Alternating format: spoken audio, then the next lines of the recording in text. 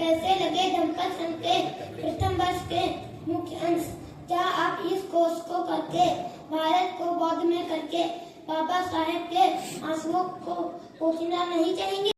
ना तो यहाँ पर नाटक होगा, ना गाने होंगे और ना ही किसी तरह का जो एक हर्षो उल्लास वाला माहौल होता है, जो लोग झूमते हैं, गाते हैं, इस तरह का कुछ भी नहीं होगा। लेकिन हाँ, एक वैचारिक क्रांति जरूर होगी और वो वैचारिक क्रांति है, उसी के तहत धम्पत संघ ने इसको सांस्कृतिक परिवर्तन दिवस का नाम दिया है। क्योंकि आप सभी जानते हैं कि 25 दिसंबर सन 1927 को परम पूज्य बाबा साहब ने एक ऐसे अमानवीय ग्रंथ को जलाया था जो कि कहीं ना कहीं बहुत बड़े तबके को गुलाम बनाकर रखता था। कहीं ना कहीं ये बताता था कि इस भारत देश की महिलाएं पुरुषों की जूती की नोक के बराबर हैं, वो कभी भी सिर का ताज नहीं बन सकती। लेकिन इस देश में ऐसे मसीहा आए जिन्होंने इस जो पैर की जूती की नोक वाली महिला को सर का ताज बना दिया, संविधान में तमाम हक अधिकार देकर उस महिला को आज चपरासी से लेकर राष्ट्रपति के पद तक पहुंचा दिया। तो यही वो मुहिम है कि बाबा साहब ने 25 दिसंबर 1927 को मनुस्मृति दहन की और वहीं से एक क्रांति हुई जिसको कि सांस्कृतिक क्रांति का नाम दिया गया। और वो सांस्कृतिक क्रांति कौन सी है? वो हमारी अपनी विरासत है, अपनी धरोहर है, अपनी विचारधारा है, जिस विचारधारा को अपनाकर कहीं ना कहीं हमने देखा कि जो बुद्ध के विचार भारत से निकलकर पूरे विश्व में गौरवान्वित हुए। और आज अगर भारत को जाना जाता है विदेशों में तो वो बुद्ध के कारण जाना जाता है, चाहे हमारे देश के वित्त मंत्री हो, प्रधानमंत्री हो या बड़े बड़े पूंजीपति घरानों से आने वाले लोग हो। जब वो विदेश में जाते हैं तो बड़े गर्व से कहते हैं कि हम बुद्ध की धरती भारत से आए हैं। लेकिन विडंबना है कि बुद्ध की धरती भारत में ही बुद्ध की विचारधारा से बहुत सारे लोग हैं जो युद्ध करते नजर आते हैं। तो साथियों, आज का जो कार्यक्रम है उसको सफल बनाने के लिए आप सभी यहाँ पर उपस्थित हुए हैं। तो एक बार मैं चाहूंगी अपना हौसला जायज करने के लिए आप जोरदार तालियों से अपना ही स्वागत करें, क्योंकि अगर हम अपना स्वागत नहीं करेंगे तो कौन हमारा स्वागत करेगा। बहुत बहुत साधुवाद। तो आज के जो हमारे विशिष्ट अतिथि हैं, जम्मू कश्मीर से पूर्व डिप्टी कमिश्नर रतन लाल जी हमारे बीच में पहुंच चुके हैं। मैं एक बार चाहूंगी आदरणीय जी आप थोड़ा सा मंच पर आ जाएं और जोरदार तालियों से इनका स्वागत करें। जम्मू कश्मीर से हमारे बीच में चलकर आए कि कड़कड़ाती ठंड है और इन्होंने धर्म की गरिमा को समझा, धर्म के महत्व को समझा, इसलिए अपना कीमती समय निकालकर हमारे बीच में उपस्थित हुए हैं। इसी कड़ी में हमारे जो आज के अतिथि हैं डॉक्टर अश्विनी शाहिल जी, मैं उनसे भी निवेदन करती हूँ एक बार खड़े हो जाओ, जोरदार तालियों से इनका स्वागत करें। वो भी हिमाचल प्रदेश की धरती डलहौजी से आए हैं। बहुत ही खूबसूरत शहर है डलहौजी, आप सबने देखा होगा। तो डॉक्टर साहब आपका स्वागत है। इसी कड़ी में बड़े भाई हमारे केवल किशन लाड़ी जी, जो कि पंजाब गुरदासपुर से चलकर हमारे बीच में आए हैं, बुद्धिज्म की विचारधारा को लेकर लगातार पिछले काफी सालों से कार्य कर रहे हैं। और अभी जो पदाधिकारी है उसका मैं बाद में पूरा विवरण दूंगी, क्या करते हैं, कैसे करते हैं। और इसी कड़ी में हमारे आज के एक और अतिथि अरविंद जी,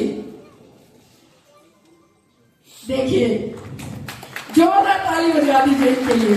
मतलब कैसे आगे बैठ गए हमें पता भी नहीं चला। जब अतिथि आते तो कहीं ना कहीं मंच देखते हैं, स्पेशल जगह देखते हैं, लेकिन अरविंद जी ने वास्तव में साबित कर दिया कि जो जमीन से जुड़कर रहता है वो अपनी अलग ही पहचान बनाता है। अरविंद जी मैं आपसे आग्रह करूंगी आप आइए।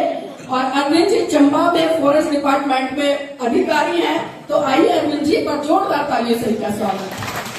प्लीज आइए। एक प्रोटोकॉल होता है हर चीज का। आदरणीय सम्मानित साथियों, आज के इस कार्यक्रम की शुरुआत आदरणीय भिक्खू संघ कर चुके हैं और मैं आपको बताना चाहूंगी कि धम्पत संघ ने किस तरह से काम किया है। वो बताऊंगी नहीं, बल्कि आप प्रत्यक्ष रूप से उसको देखिए, अनुभव कीजिए कि धम्पत संघ क्या कर रहा है। तो आज के इस कार्यक्रम की शुरुआत मैं छोटे से अपने वक्ता आदरणीय आचार्य अभय से करना चाहूंगी। आदरणीय आचार्य अभय राणा जी आप मंच पर आए और अपनी बात रखें और जोरदार तालियों से इस छोटे से बच्चे का स्वागत करें।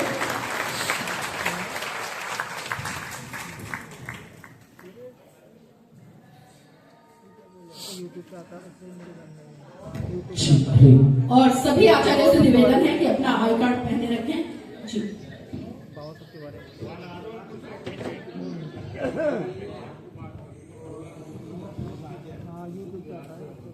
आप सभी लोगों को जय भीम नमो बुद्धाय। आप सभी लोगों को जय भीम नमो बुद्धाय। कैसे हैं आप सभी? ऐसा करता हूँ कि अच्छे ही होंगे। मैं आपके कार्यक्रम में धनपा संघ का सबसे छोटा आचार्य अभयदेव राणा, मैं आदरणीय स्वामी प्रसाद मौर्य जी के घर जाकर उन्हें जगाकर आया और वे ऐसे जाके कि धनपा संघ को बाद में भारत की इस मुहिम में शामिल हो गए। क्या आप जानना चाहते हैं मैंने उन्हें क्या सुनाया? क्षमा याचना।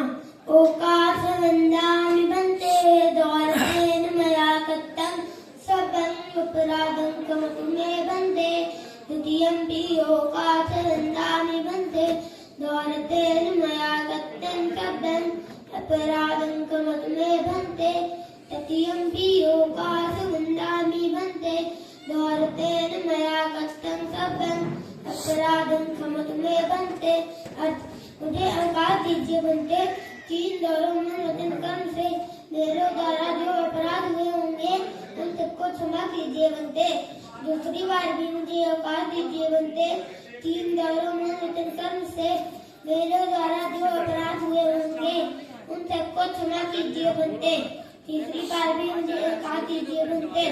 3 दौरों में वचन कर्म से मेरे द्वारा जो अपराध हुए होंगे उन सबको क्षमा कीजिए बन्ते। तीसरा शील याचना। ओकाश अहं भन्ते तीसरणेन सा पंचशीलं धम्मं याचामि अनुग्रहं कृत्वा शीलं देतुमे भन्ते। द्वितीयंपि ओकाश अहं भन्ते तीसरणेन सा पंचशीलं धम्मं याचामि अनुग्रहं कृत्वा शीलं देतुमे भन्ते।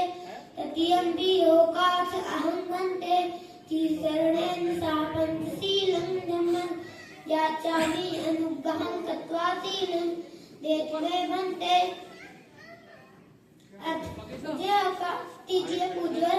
मैं तीसरा सहित पंचशील धर्म की याचना करता हूँ। अनुग्रह करके मुझे शील दीजिए पूज्यवर। दूसरी बार भी मुझे अवकाश दीजिए पूज्यवर।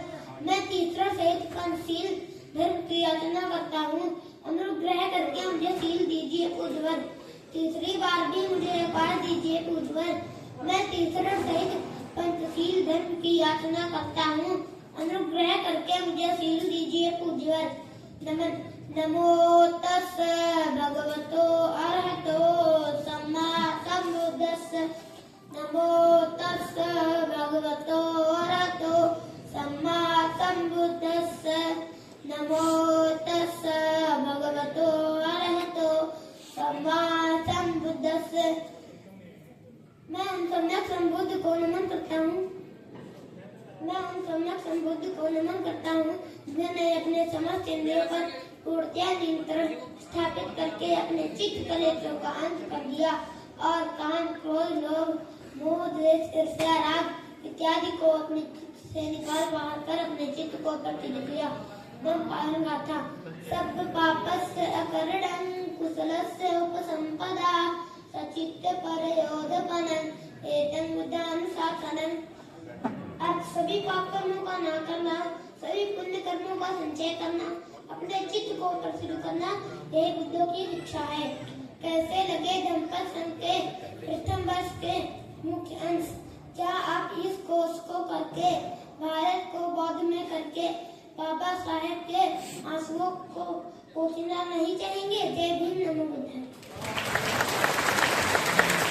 बहुत बहुत धन्यवाद, बहुत बहुत साधुवाद। देखिए ये हमारे धम्मपद संघ की मेहनत है जो आज इन आचार्य आदरणीय आचार्य अभय राणा जी के रूप में निकलकर आप सभी के समक्ष इन्होंने हमारे प्रथम वर्ष के कोर्स के कुछ अंश आपके सामने प्रस्तुत किए हैं और वो इस बात का सीधा सीधा उदाहरण है कि भारत इन्हीं आने वाली पीढ़ियों से बुद्ध में जरूर बनेगा।